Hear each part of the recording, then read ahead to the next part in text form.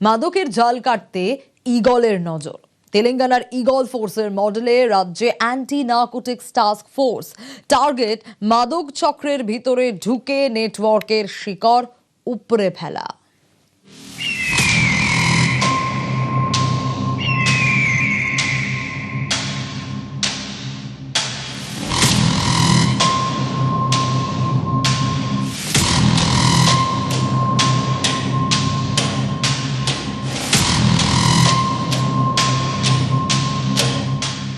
রাজ্য মন্ত্রিসভায় অনুমোদন। বাংলায় মাদকের জাল ছিঁড়তে এবার অ্যান্টি নার্কোটিক্স টাস্ক ফোর্স। তেলেঙ্গানায় ঈগল ফোর্সের মডেলে কাজ করবে এএনটিএফ। তেলেঙ্গানার ঈগল ফোর্সের ধাঁচেই রাজ্যে তৈরি হতে চলেছে মাদক বিরোধী ফোর্স, অর্থাৎ anti narcotics task force.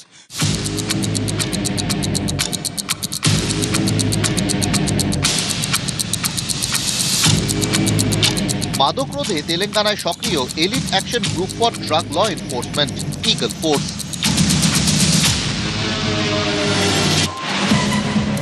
Eagle ফোর্সের মন্ত্র জিরো টলারেন্স, টোটাল সার্ভেলেন্স। এরা মূলত মাদকের নেটওয়ার্ক চিহ্নিত করে, মাদকের গোপন ডেরায় অভিযান চালায়। ঈগল ফোর্স মাদক চক্রীদের চিহ্নিত করে। এদের টার্গেট মাদক চক্রের ভেতরে ঢুকে নেটওয়ার্কের শিকড় উপড়ে ফেলা। রাজ্য পুলিশের অধীনে কাজ করবে পশ্চিমবঙ্গের অ্যান্টি নার্কোটিক্স টাস্ক ফোর্স। মন্ত্রিসভায় অনুমোদনের পরই টাস্ক ফোর্স গঠন প্রক্রিয়া শুরু হয়েছে। দুর্গাপুর, মালদা, খড়গপুর এবং নদিয়ায় এএনটিএফ এর থানা তৈরি হওয়ার সম্ভাবনা। গোয়েন্দা তথ্যের বিশ্লেষণ করে চক্রীদের ট্র্যাকিং করবে এএনটিএফ। আন্তঃরাজ্য এবং আন্তর্জাতিক মাদকের নেটওয়ার্ক ভাঙবে। মাদক পাচারের সঙ্গে টেরর ফান্ডিং এর যোগ থাকছে কিনা তাও নজর রাখবে এএনটিএফ। রাজ্যের একাধিক জেলায় সম্প্রতি মাদক চক্রের হদিশ পেয়েছেন গোয়েন্দারা। চলছে দেদার ধর পাকড়ও।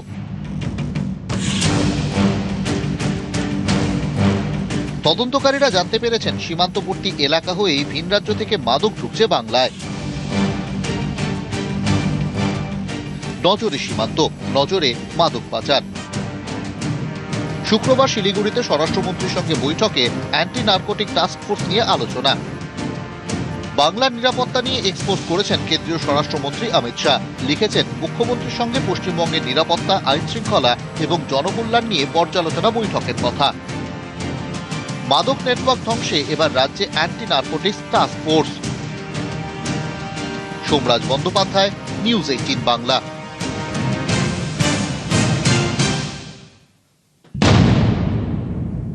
তেলেঙ্গানার ঈগল এবার বাংলায়। মাদক পাচার রুখতে বাংলায় Telangana model anti narcotics task force. কেন বাংলার জন্য আলাদা নার্কোটিক্স ফোর্স? মাদক পাচার নেটওয়ার্কে পশ্চিমবঙ্গ কেন গুরুত্বপূর্ণ?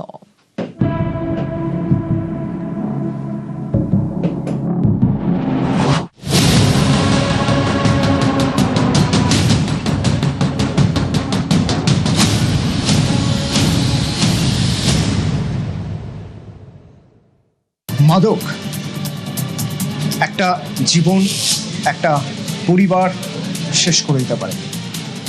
মাদক এমন একটা জিনিস, একটা সমাজ শেষ করে দিতে পারে, একটা প্রজন্ম শেষ করে দিতে পারে।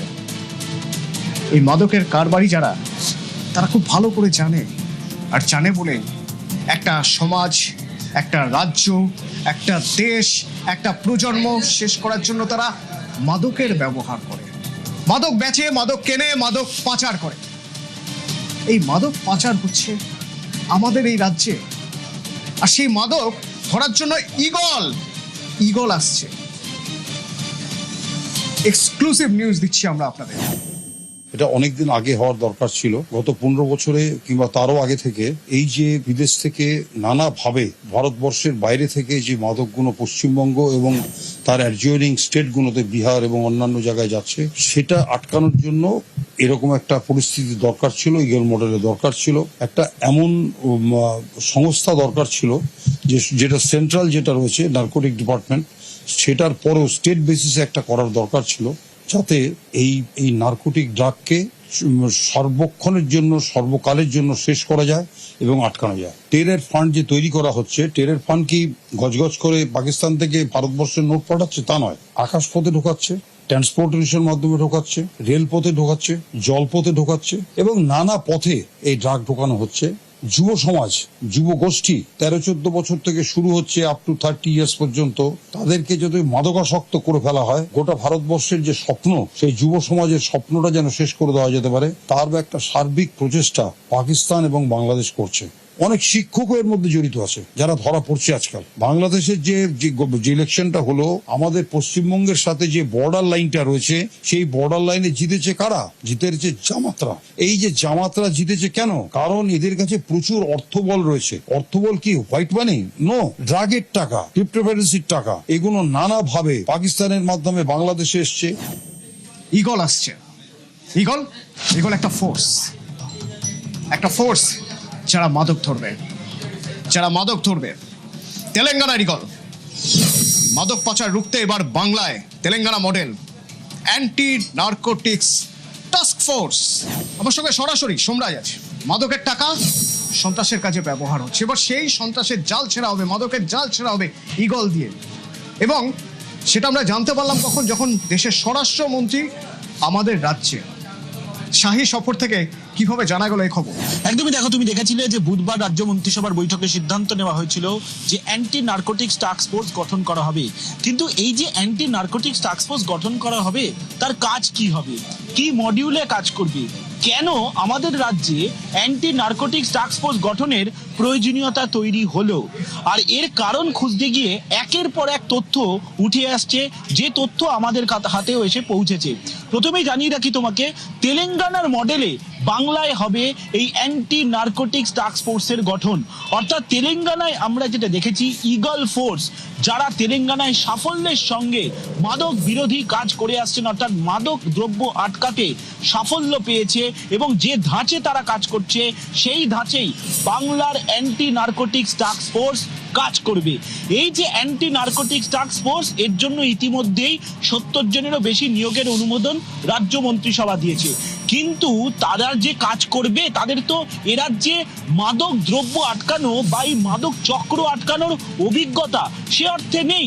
এতদিন ধরে এই কাজ রাজ্যের এসটিএফ করত, কিন্তু এবার এসটিএফ এর বদলে করবে এই অ্যান্টি নার্কোটিক্স টাস্ক ফোর্স। আর সেই জন্যই তেলেঙ্গানায় যে মডেলে ইগল ফোর্স কাজ করে এসছে, সেই মডেলে বাংলায় এবার কাজ হবে এই অ্যান্টি নার্কোটিক্স টাস্ক ফোর্সের। যেটা সূত্র মারফত জানা যাচ্ছে, বাংলায় 3টি রুটে এই মাদক দ্রব্য ঢুকছে। তুমি দেখেছো সম্প্রতি এসটিএফ বিশাল সাফল্য পেয়েছে এই মাদক দ্রব্য আটকাতে। বিশেষ করে পুরুলিয়ার উদাহরণ উঠেই আসছে, তার কারণ সম্প্রতি পুরুলিয়ায় বিশাল পরিমাণে মাদক দ্রব্য আটকাতে পেরেছে এসটিএফ। কিন্তু যেভাবে রাজ্যে গত কয়েক বছর ধরে মাদক দ্রব্য ঢুকছে, এর মাধ্যমে টেরর লিঙ্ক তৈরি হচ্ছে। কেন্দ্রীয় গোয়েন্দারা তেমনটাই রিপোর্ট পায়। তারপর তৎকালীন, অর্থাৎ এর আগে তৃণমূল কংগ্রেস সরকারকেও তারা জানায় যে এই অ্যান্টি নার্কোটিক্স টাস্ক ফোর্স গঠনের জন্য, কারণ মাদকের মাধ্যমে যেভাবে টেরর লিঙ্ক তৈরি করা হচ্ছে, অর্থাৎ টেরর ফান্ড তৈরি করা হচ্ছিল, সন্ত্রাসবাদীদের জন্য ফান্ড, টাকা তৈরি করা হচ্ছিল, অর্থাৎ অর্থের একটা উৎসই ছিল এই মাদক পাচার। আর সেটাই এবার আটকাতে চাইছে রাজ্য সরকার। অবশ্যই এটা সম্ভব তখন হয়েছে যখন দেশের কেন্দ্রীয় স্বরাষ্ট্রমন্ত্রী তথা কেন্দ্রের স্বরাষ্ট্র মন্ত্রক সহযোগিতা করছে রাজ্য পুলিশের শীর্ষ আধিকারিকদের। আতশ কাচের নিচে ফেলে দেখি, তাহলে দেখবো যে এটা ধরতে গেলে প্রথমে ধরতে হবে ট্রানজিট পয়েন্ট, মানে কোথা থেকে মাদক ঢুকছে আমার রাজ্যে এবং তারপর ছড়িয়ে পড়ছে, কোথায় কোথায় ছড়িয়ে পড়ছে, ডিস্ট্রিবিউশন কিভাবে হচ্ছে। তো এই ইগল টিম কিভাবে কাজ করে, মূলত তেলেঙ্গানায় তারা কিভাবে অপারেশন চালিয়ে এসেছে? তেলেঙ্গানায় এই ইগল ফোর্স সাফল্য পেয়েছে মাদক দ্রব্যের টেরর লিঙ্ক আটকাতে, এবং এই যে মাদকের যেটা চক্র রয়েছে, সেই চক্রের পর্দা ফাঁস করতে পেরেছে। এবং সেটা কি পদ্ধতিতে তারা কাজ করেছে সেটা অবশ্য বরাবরই তুমি জানো যে পুলিশের বেশ কিছু কাজ গোপনীয় থাকে, কিন্তু এই যে তারা কিভাবে সাফল্য পেয়েছে, সেই সাফল্যের লিঙ্কটা সেটাকেই ধরতে চাইছে এ রাজ্যের অ্যান্টি নার্কোটিক্স টাস্ক ফোর্স। সেই কারণেই ইগল ফোর্স যেভাবে কাজ করে, যে ধাঁচে কাজ করে, সেই ধাঁচে এ রাজ্যে বা বাংলায় অ্যান্টি নার্কোটিক্স টাস্ক ফোর্স কাজ করবে। খুব সতর্কভাবে যদি দেখি তাহলে আমরা সোনালী ত্রিভুজের কাছে রয়েছি, যে সোনালী ত্রিভুজ কুখ্যাত, বিশ্বে কুখ্যাত মাদকের কারবারের জন্য বিখ্যাত, সেই সোনালী ত্রিভুজের কাছে রয়েছি। সেখান থেকে পাহাড় জঙ্গল পেরিয়ে, দুর্গম এরিয়া পেরিয়ে মাদক পাচার হয়, আসে আমাদের রাজ্যে। এবং কতটা ভয়ের জানেন, যদি কোনো টিচার মাদক কারবারি হয়ে যান তাহলে দিনের বেলা ভূগোলের শিক্ষক, ভূগোল পড়ান স্কুলে, রাতে মাদকের কারবার, ভাবা যায়? নাগরাকাটা ভূগোলের শিক্ষক এক স্কুলে, ভূগোলের টিচার। এবার টিচার যদি মাদকের কারবার হয় তাহলে কতটা ভয়ঙ্কর হতে পারে ব্যাপারটা ভাবুন তো। কেন আমাদের এখানে অ্যান্টি নার্কোটিক স্কোয়াড দরকার? এবার ভাবুন কোন ভয়ঙ্কর জায়গায় আমরা দাঁড়িয়ে আছি। আমরা রুটটা বোঝার চেষ্টা করব। আমাদের এই রাজ্যে মাদক কোথা থেকে আসছে? আমাদের রাজ্যে আকাশ পথে মাদক ঢোকে, আমাদের রাজ্যে সড়ক পথে মাদক ঢোকে, রেল পথে মাদক ঢোকে, আবার জলপথেও ঢোকানোর ব্যবস্থা হয়। এক এক করে দেখাই আকাশ পথে মাদক কিভাবে আসে। সাধারণত দক্ষিণ পূর্ব এশিয়ায় যেখানে মাদকের কারবার হয় সেই সব জায়গা থেকে সরাসরি ফ্লাইটে সিঙ্গাপুর থেকে, থাইল্যান্ড থেকে, ভিয়েতনাম থেকে কলকাতা বিমানবন্দর, সেখান থেকে ছড়িয়ে যায় রাজ্যে। আচ্ছা, বলছিলাম না যে উত্তর পূর্ব সবচেয়ে ভয়ঙ্কর জায়গা? কিভাবে দেখুন, সড়ক পথে মায়ানমার, যে সোনালী ত্রিভুজের কথা আমরা বলছি সেই সোনালী ত্রিভুজের মধ্যে মায়ানমারও পড়ছে। মায়ানমার থেকে মিজোরাম হয়ে, ত্রিপুরা হয়ে আমার রাজ্যে পশ্চিমবঙ্গে ঢুকছে। আরো রুট আছে দেখুন, বাংলাদেশ থেকে সরাসরি, বাংলাদেশ থেকে আমাদের উত্তর দিনাজপুর, দক্ষিণ দিনাজপুরের বেশ কিছুটা অংশ, বিরাট জায়গা, মালদা, এই বর্ডারগুলো যেখানে ফেন্সিং নেই মূলত, সেখান থেকে মাদক বেশি করে ঢোকানো হচ্ছে আমাদের রাজ্যে, আমাদের দেশে। এছাড়াও আমরা এবারে পশ্চিম দিকটা দেখি। ঝাড়খণ্ড থেকে একেবারে জাতীয় সড়ক ধরে, ঝাড়খণ্ড থেকে পুরুলিয়া হয়ে কোথায় যাচ্ছে খড়গপুরে চলে যাচ্ছে। খড়গপুর একটা হাব। খড়গপুরের বিভিন্ন জায়গায় এই ঝাড়খণ্ড থেকে, বিহার থেকে মাদক ঢুকছে। ঢোকার পর কি হচ্ছে? খড়গপুরে যখন ঢুকছে, খড়গপুরে ঢোকার পর কি হচ্ছে? ওড়িশা থেকেও ঢুকছে। ঢোকার পর দুটো রুট আছে। প্রথমত এই খড়গপুরে ঢোকার পর খড়গপুর থেকে কোথায় যাচ্ছে না, খড়গপুর থেকে সরাসরি কোলাঘাট হয়ে, সাঁতরাগাছি হয়ে কলকাতা, দক্ষিণ 24 পরগনা, উত্তর 24 পরগনা ছড়িয়ে যায়। আরো একটা রুট আছে জলপথে, খড়গপুর থেকে জলপথে আস্তে আস্তে দক্ষিণ 24 পরগনা, সুন্দরবনের বিস্তীর্ণ এলাকায় চলে যায়। এর বাইরে আরো একটা ভয়ঙ্কর রুট আছে, যে রুটের কথা ম্যাপে দেখানো যাবে না। তার কারণ সেই রুট হলো ভার্চুয়াল রুট। সেই রুট যেখানে ক্রিপ্টোকারেন্সিতে লেনদেন হয়, যেখানে ডার্ক ওয়েবের মাধ্যমে কেনা বেচা হয়। আপনার বাড়িতে একটা পার্সেল চলে যাবে, কুরিয়ার পার্সেল দিয়ে আসবে আপনার বাড়িতে, মাদক পৌঁছে যাবে আপনার ঘরে, কোনো ম্যাপে কোথাও কোনো হদিশ নেই। কিন্তু এখানেই শেষ নয়। যদি মাদক কারবারিরা মারাত্মকভাবে ঝাঁপিয়ে পড়ে আমাদের দেশের সর্বনাশ করতে, তো আমাদের দেশের গোয়েন্দারাও তো চুপ করে বসে নেই। আর সেই জন্যই এক এক করে রুটের পাতাগুলো কাটা হচ্ছে। কিভাবে? আউটপুট এডিটর অনির্বাণ আমার সঙ্গে আছে। অনির্বাণ, একের পর এক আমি যদি দেখাই, সবচেয়ে গুরুত্বপূর্ণ রুটের কথা আমরা বলছিলাম মায়ানমার। আমরা একবার দেখি মায়ানমার থেকে যে রুটটা আসছে, যে রুটটা মায়ানমার থেকে এসে মিজোরাম হয়ে ত্রিপুরা, এই রুটে কি এখন আর যাওয়া আসা করা যায়? এই রুটে মাদক পাচার সম্ভব?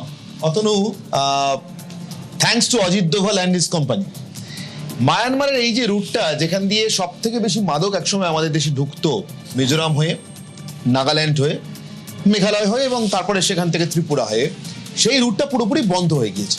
কেন বন্ধ হয়েছে? আমরা জানি মায়ানমারের দীর্ঘদিন ধরে গৃহযুদ্ধ চলছে। ওখানে যে জুন্টা সরকার, তাদের সঙ্গে বিভিন্ন বিদ্রোহী গোষ্ঠীগুলোর সঙ্গে। এখন শোনা যায়, তার কিছু প্রুফ অতীতে রয়েছে, এই বিদ্রোহী গোষ্ঠীগুলোকে একসময়, মানে যারা এখন জুন্টার বিরুদ্ধে লড়ছে, একসময় এদের হাতে অস্ত্র তুলে দিয়েছে চীনই। এই প্রত্যেকটা বিদ্রোহী গোষ্ঠীর সঙ্গে হয় সোশ্যালিস্ট, নয় লিবারেশন, নয় কমিউনিস্ট, নানান রকম নামের মোড়ক আছে। ফলে চীন নাকি একসময় এদের হাতে অস্ত্র তুলে দিত। কিন্তু যে কোনো কারণেই হোক মায়ানমারের ভিতরে জাতিসত্তার আন্দোলন এবং পরিচয় এত বেশি তীব্র, তুমি পূর্ব দিক আর পশ্চিম দিকে যদি মানে মায়ানমারের পূর্ব দিক থেকে পশ্চিম দিকে যদি আসো অথবা উত্তর থেকে যদি দক্ষিণে চলে যাও, তাহলে তুমি কিছুতেই দুটো জাতিসত্তার যে চাহিদা সেটা তুমি কিছুতেই মেটাতে পারবে না। মানে দুটো জাতিসত্তার দাবি তুমি কিছুতেই এক জায়গায় আনতে পারবে না। ফলে চীন হয়তো অনেক হাত টাত পুড়িয়ে শেষ পর্যন্ত এখান থেকে সরে এসে তারা কি করেছে, তারা এখন জুনটা সরকারকে একেবারে নিঃশর্ত সমর্থন দেয়। এই যে বিদ্রোহী গোষ্ঠীগুলো যারা একসময় চীনের ইশারায় বা নির্দেশে চলতো, তারা চীনের মদতেই এখানে মাদক চাষ করত অথবা থাইল্যান্ড থেকে আসা মাদক এই রুট দিয়ে ভারতে ঢোকাতো। এটা ছিল ত্রিভুজের কথা, যেখান থেকে মাদক ঢোকার কথা বলছিলে। এবং এটা এই মাদকের কারবার করে এরা কি করতো, এই মাদকের কারবারে যে অর্থ এরা পেতো তা দিয়ে এরা নতুন করে অস্ত্রশস্ত্র কিনতো, দেশের বিরুদ্ধে আবার যুদ্ধ করতে পারতো বা আরো বড় করে যুদ্ধটাকে সাজাতে পারতো। এই রুটটা কিভাবে বন্ধ হলো? জুনটা সরকারের সঙ্গে চীনের সরকারের একদম সরাসরি সম্পর্ক তৈরি হয়ে যাওয়ার পর চীনের কমিউনিস্ট সরকারের এই বিদ্রোহী গোষ্ঠীগুলো একটু একটু করে চীনের উপরে ক্ষুব্ধ হতে থাকে। এই বিদ্রোহী গোষ্ঠীগুলোকে শোনা যায়, এর কোনো সরাসরি প্রমাণ দেওয়া সম্ভব নয়, কিন্তু এই বিদ্রোহী গোষ্ঠীগুলোকে ভারত বিরোধিতার পথ থেকে সরিয়ে আনতে অনেকটাই সক্ষম হয়েছেন আমাদের কূটনৈতিকরা, আমাদের গোয়েন্দারা। তাদেরকে বোঝানো গিয়েছে যে ভারতের ভিতরে মাদক ঢুকিয়ে অস্ত্রশস্ত্রের কারবার, অস্ত্রের জন্য অর্থ নেওয়ার জন্য তাদের সত্যিকারী দীর্ঘকালীন কোনো স্বার্থ নেই। অতএব সেই জায়গা থেকে অতনু এই রুটটা বন্ধ। এই রুটটা যখন বন্ধ হয়ে গিয়েছে তখন নতুন একটা রুট খুলেছে অতনু। সেই রুটটা কোনটা? আচ্ছা, নতুন রুট খুলেছে মানে এই রাস্তাটা কাটা গেল, এখান থেকে আমার রাজ্যে আর ঢুকছে না মাদক, ভেরি ফাইন। তাহলে পরের রুট বাংলাদেশ, অবশ্যই বাংলাদেশের কথা বলছিলাম। বাংলাদেশ থেকে মালদা, দক্ষিণ দিনাজপুর সবচেয়ে মারাত্মক জায়গা, কারণ এইখানটায় বিস্তীর্ণ জায়গায় কাঁটাতার নেই। শুধু কাঁটাতার নেই নয়, দীর্ঘদিন ধরে যে কাঁটাতার না থাকা, জমি দিতে না চাওয়া, জমি না দেওয়া বিএসএফ কে গতকালই দেশের স্বরাষ্ট্রমন্ত্রী বলে গিয়েছেন, হাতে পায়ে ধরেছি রাজ্যের মুখ্যমন্ত্রী। দেশের স্বরাষ্ট্রমন্ত্রী তৎকালীন মুখ্যমন্ত্রী মমতা বন্দ্যোপাধ্যায় হাতে পায়েও ধরেছেন, তবু জমি পাননি। এখন তো জমি পাওয়া গিয়েছে, তাহলে এখন কোথায় সমস্যা? কাঁটাতার দিতে কিছুটা তো সময় লাগবেই, তারপরেও থ্রেটটা থেকে যাচ্ছে। কেন জানো অতনু?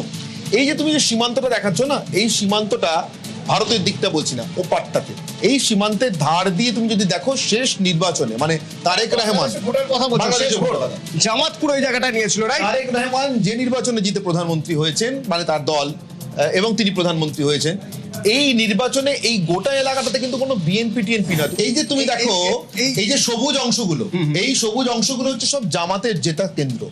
এই পুরোটা অর্থাৎ পশ্চিমবঙ্গের সীমান্ত ঘেঁষা যে অঞ্চলগুলো তুমি দেখো, এখানে হচ্ছে পুরো একেবারে জামাতের এই সবুজ হয়ে থাকা অংশগুলো, এগুলো হচ্ছে জামাতের জেতা সিট বা কেন্দ্র। এই গোটাটা সবুজ হয়ে রয়েছে, অর্থাৎ এই গোটা জায়গাটাই হচ্ছে জামাতের কবজায়। জামাতের সঙ্গে মাদকের সম্পর্কটা কি অতনু, এটা বোঝানোর জন্য দুটো উদাহরণ যথেষ্ট। এক, লাদেনকে, তার বাহিনীকে, এবং পরবর্তীকালে সম্পর্কে লাদেনের শ্বশুর আয়মান আল জাওয়াহির, আমরা জানি আফগানিস্তানের কথা, মোল্লা উমর, তাদের কথা আমরা জানি। তাদেরকে আফগানিস্তান অর্থাৎ তালিবানদেরকে আমেরিকা যেরকম সরাসরি অস্ত্র দিয়ে সাহায্য করেছিল, তেমনি আফিম চাষ করিয়ে আরো বেশি অর্থ এবং অস্ত্র জোগাড় করবার জন্য আফিম চাষ করিয়ে তালিবানদের হাতে আরেকটা নতুন অস্ত্র আমেরিকা তুলে দিয়েছিল। সে অস্ত্র শুধু আফগানিস্তানে ব্যবহার হতো না, অর্থাৎ মাদক, তা পাঞ্জাব সীমান্ত দিয়ে আমাদের দেশে ঢুকেছে।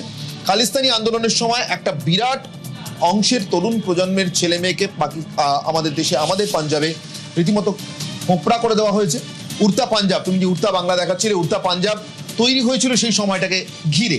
অর্থাৎ এই যে তীব্র ইসলামিক জঙ্গি গোষ্ঠীগুলো, শক্তিগুলো, এদের সঙ্গে মাদকের সম্পর্ক একেবারে আষ্টপৃষ্ঠে জড়িয়ে। 20টা আসন 2008-এ দেখো, যখন হাসিনার শাসন একেবারে সুপ্রতিষ্ঠিত, শেখ হাসিনা, ভারতের সঙ্গে ভীষণ ভালো সম্পর্ক বাংলাদেশের, ওটা নেমে যায় 2-এ। এবং দেখো বাংলাদেশের সঙ্গে ভারতের সম্পর্ক খারাপ হতে শুরু করা, তীব্র ভারত বিরোধী শক্তি বাংলাদেশের বিরুদ্ধে সক্রিয় হওয়া, হাসিনার দেশ ছেড়ে চলে আসতে বাধ্য হওয়া, 68-তে গিয়ে পৌঁছে জামাতের আসন। এই জামাতের সঙ্গে আমেরিকার সম্পর্ক, সেটাও আমরা জানি অতনু।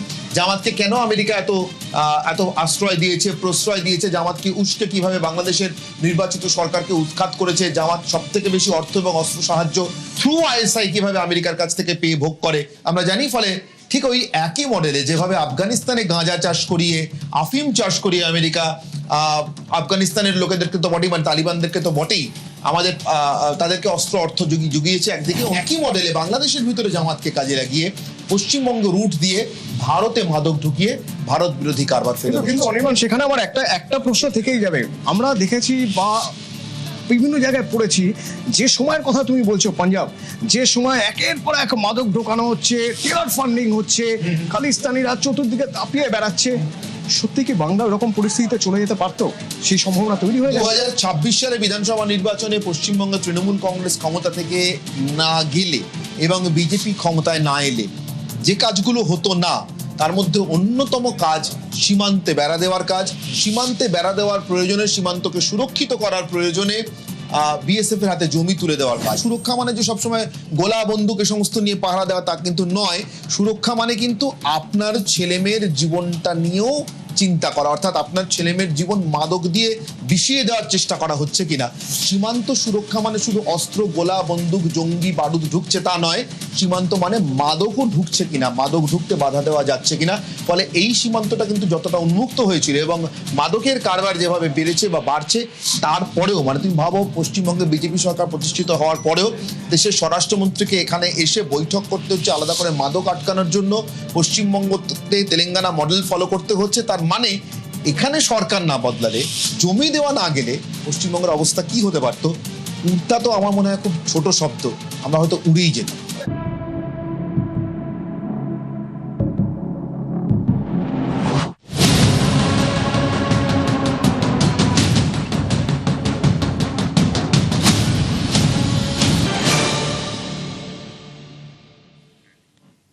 খবর দিন ভরে এবার নজর রাখবো তোলাবাজি করলে তৃণমূলে যান, বিজেপিতে থেকে তোলাবাজি হবে না, শ্রমিকের সুরেই কড়া বার্তা সুকান্ত মজুমদারের।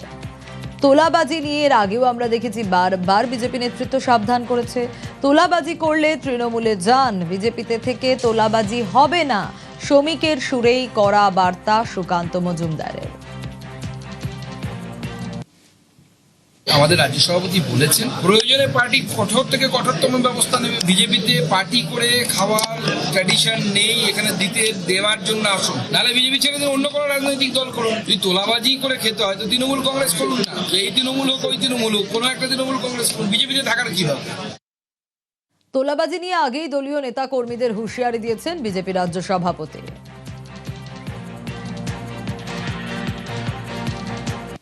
আমাদের দলের নাম নিয়ে কিছু মানুষ বিভিন্ন জায়গায় তোলাবাজির চেষ্টা চালাচ্ছে। মুখ্যমন্ত্রী শুভেন্দু অধিকারী কঠোর হাতে প্রশাসনিক স্তরে সেটা ব্যবস্থা নিচ্ছে। আমরাও দলের পক্ষ থেকে সাংগঠনিকভাবে যেটা করার করছি। বিচ্যুতি দু এক জায়গায় আছে, কিন্তু কোনো বিচ্যুতিকে দীর্ঘদিন মানা যাবে না। সরকারের নীতি এ ব্যাপারে জিরো টলারেন্স। আজকে আমরা 207 এই শরীরী ভাষা নিয়ে যদি আমাদের দলের কেউ নেমে পড়ে ময়দানে, তাহলে পরিণতি কিন্তু অত্যন্ত বিপজ্জনক হবে। যে অনাকাঙ্ক্ষিত ডিম থেরাপি শুরু হয়ে যাবে, সেই ডিম কিন্তু ঘুরে অন্যদিকেও পড়তে পারে। এটা প্রত্যেককে মনে রাখতে হবে, আমার দলকেও মনে রাখতে হবে। আর যারা নতুন নতুন আমাদের দলে এসে গেছেন, হঠাৎ তাদের মধ্যে একটা নতুন কিছু করার, নতুন কিছু পাওয়ার চিন্তা ভাবনা এসে গেছেন, সেই সনাতনীরাও একটু সাবধান হবেন, কারণ ডিমের অভিমুখ বদলাতে বেশিক্ষণ সময় লাগবে না। মনে করে তোলাবাজি বা অন্যান্য ধরনের অনৈতিক কাজকর্মের সঙ্গে দলীয় কর্মীদের সম্পৃক্ত থাকা উচিত নয়। শুধু নয়, কোন রকম অপরাধমূলক কোনো কাজের সঙ্গে কেউ যদি সম্পৃক্ত থাকেন, তাহলে দল তাদেরকে ছেড়ে কথা বলবে না। প্রশাসনের কাজ করলে কোনোভাবে দল কাউকে কোনো রকম পলিটিক্যাল ইমিউনিটি দেবে না। বিজেপিকে খোঁচা দিয়েছেন তৃণমূল বিধায়ক কুণাল ঘোষ। সুকান্ত মজুমদার তার এই কথাটা বলা, এসব শুনলে ঘোড়াতেও হাসবে। প্রকাশ সিং বারাহিককে বলেছিলেন স্মাগলার, পাচারকারী, অমুক তমুক, হ্যান ত্যান। পরবর্তীকালে দেখা গেল প্রকাশ সিং বারাহিক আজ সুকান্ত বাবুর মতোই বিজেপির সাংসদ। কোথায় গেল তার কথা? এইসব লোক দেখানো, নাটক করা, মিডিয়ার সামনে কথাগুলো বলেন কেন এনারা? শ্রমিক ভট্টাচার্য তিনি যেটা বলেছেন শুনতে ভালো লেগেছে, কিন্তু তার কথা কেউ শুনছে না তার দলের। তোলাবাজি সিন্ডিকেট নিয়ে হুঁশিয়ারি বিধায়কের। নির্মাণ চলবে, তোলাবাজি সিন্ডিকেট রাজ বন্ধ বললেন তরুণ জ্যোতি তিওয়ারি। অভিযোগ এলেই গ্রেফতারের নির্দেশ বিজেপি বিধায়কের। তোলাবাজি নিয়ে নির্দেশ রাজারহাট গোপালপুরের বিধায়কের। বেসিক লজিক হচ্ছে আপনারা কনস্ট্রাকশন ম্যাটেরিয়াল কার কাছ থেকে নেবেন আপনাদের ব্যাপার। আপনারা যদি মনে করেন কোনো লোকের কাছ থেকে নেবেন, নিতে পারেন, আই হ্যাভ নো অবজেকশন। যদি মনে করেন ডাইরেক্টলি ঘাঁটি থেকে নেবেন বা ক্রাশার থেকে নিয়ে আসবেন, ইটস ইউর চয়েস। কেউ আপনাকে আটকাবে না। কাটা প্রতি 1 টাকা, ফ্লোর প্রতি 1 টাকা, কনস্ট্রাকশন প্রতি 1 টাকা, স্কোয়ার ফিট টাকা, ফিতে নিয়ে চলে যায় হচ্ছে নেতার লোকজন মাপঝোপ করার জন্য। আর যদি আপনাদের কাছে কেউ যায়, আমি রিকোয়েস্ট করছি আপনাদেরকে, পুলিশের দরজা খোলা, please go and file a complain. তোলাবাজি বা কাটমানি বন্ধ।